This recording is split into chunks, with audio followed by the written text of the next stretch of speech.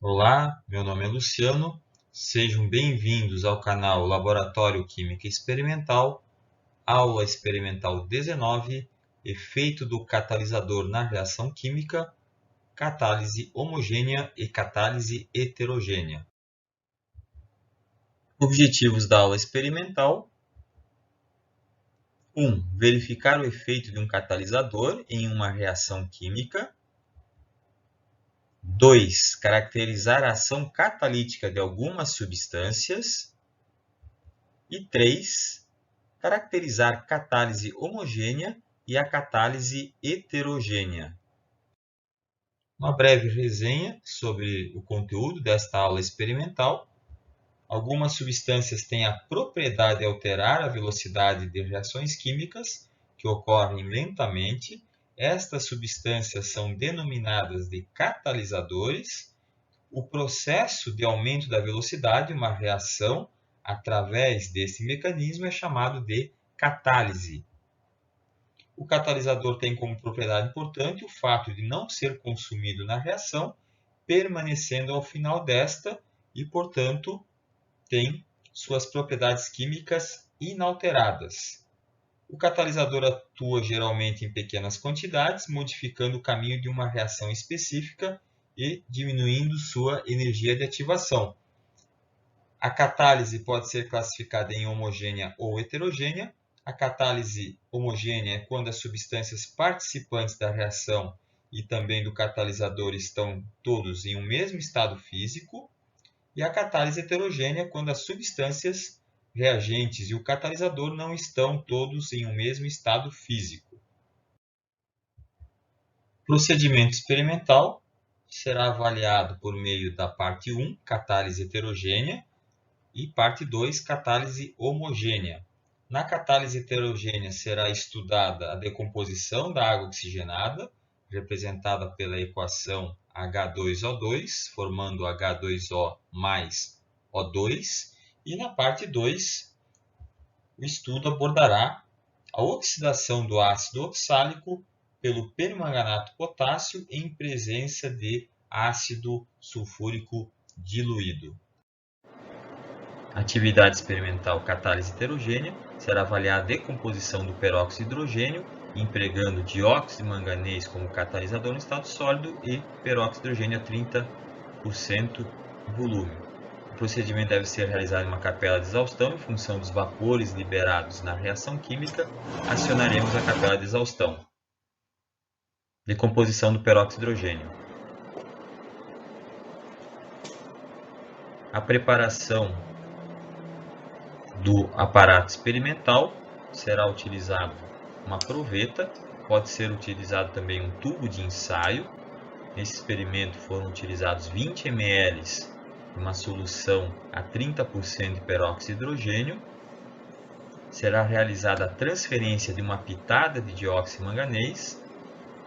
Lembrando que esse procedimento deve ser preferencialmente realizado em uma capela de exaustão, em função dos vapores liberados na reação química. Procederemos à transferência de uma pitada de dióxido de manganês, lembrando que o frasco deve ser fechado para evitar a entrada de umidade e o contato com o reagente. A partir do momento que ocorre a transferência do dióxido de manganês, é observado um aumento na velocidade de decomposição do peróxido de hidrogênio pelo catalisador. Nesse caso, observa-se a formação de água e gás oxigênio. Da mesma forma, o vapor formado causa elevação do calor da reação, ou seja, temos um aumento de temperatura. Lembrando que, em condições normais, o peróxido de hidrogênio deve ser armazenado em frascos opacos, em ambientes escuros, sem contato com a luz, pois o peróxido de hidrogênio reage decompondo-se em água e oxigênio, sendo uma reação lenta. Com a utilização do catalisador, aceleramos a reação química de formação de água e oxigênio, conforme pode ser observado nos vapores formados na reação.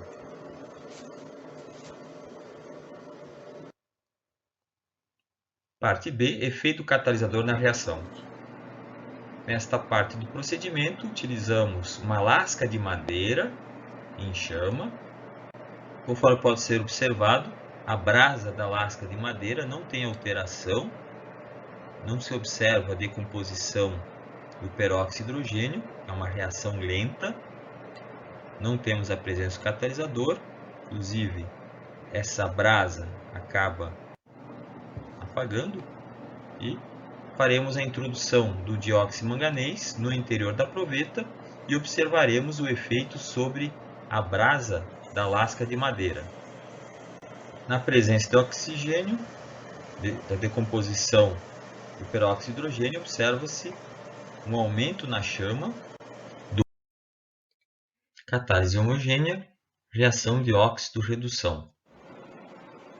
Iniciaremos a atividade empregando os reagentes ácido oxálico, ácido sulfúrico, água e permanganato de potássio. Foram identificados dois tubos, tubo 1 e tubo 2. Ao tubo 1 serão adicionados ácido oxálico, ácido sulfúrico e água, e ao tubo 2 permanganato de potássio. Na etapa seguinte será feita a transferência do tubo 2 para o tubo 1 e será cronometrado o tempo total de reação. Na parte inicial, procede-se a transferência de 2 ml de solução de ácido oxálico, 0,3 molar, 2 ml de ácido sulfúrico, 20%, e 2 ml de água ao tubo 1. Na etapa seguinte, será realizada a transferência de 2 ml de permanganato de potássio, 0,1 molar, ao tubo 2, e posteriormente será efetuada a transferência de um tubo para o outro. A reação consiste da oxidação do ácido oxálico pelo permanganato de potássio em presença de ácido sulfúrico diluído. Lembrando que o ácido oxálico passa do estado de oxidação mais 3 para mais 4 na formação de CO2, ocorrendo, portanto, uma oxidação, sendo agente redutor da reação, e o permanganato de potássio passa do estado de oxidação mais 7 para mais 2, sendo, portanto, agente oxidante ou sofrendo redução. Soluções contendo íons permanganato são conhecidas por seu poder germicida, uma vez que apresenta elevado poder oxidante. O íon permanganato confere uma solução púrpura intensa às suas soluções aquosas. Entretanto, na presença de redutores apropriados, a transformação ocorre rapidamente e é caracterizada pelo descoramento da mistura da reação. Procede-se então nessa etapa a transferência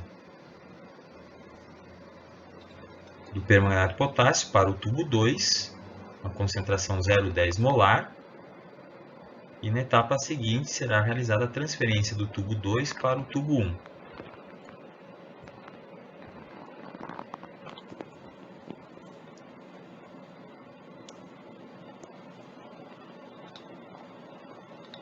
Realiza-se a transferência do tubo 2 para o tubo 1 e posteriormente será realizada a homogeneização da solução do tubo 1 e iniciaremos a cronometragem para verificar o tempo de reação, lembrando que não ocorre a presença de catalisador nesta reação.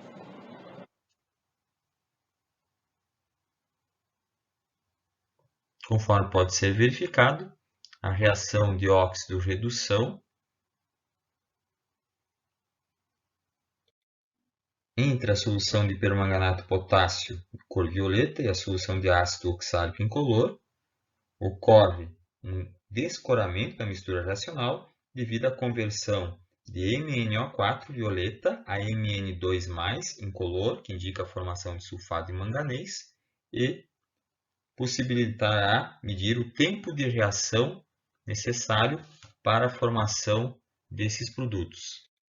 Lembrando que nessa reação também ocorre a formação de sulfato de potássio, gás carbônico e água. Será importante verificar a reação química com a formação de produtos e respectivo balanceamento e o tempo total de reação para compararmos com a reação de catálise que será realizada na próxima etapa.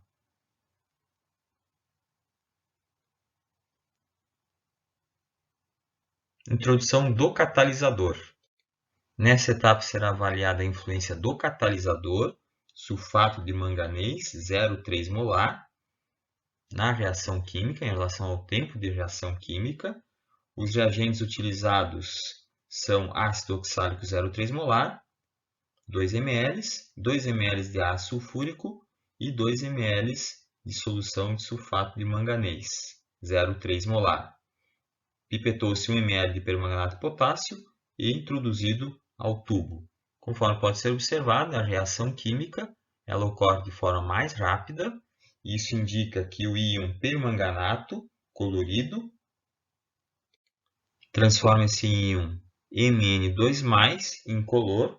Sendo assim, o desaparecimento da coloração corresponde ao consumo total do reagente MnO4, que é o íon permanganato, com produção de íon Mn2+, que faz o papel de catalisador em solução aquosa acidificada.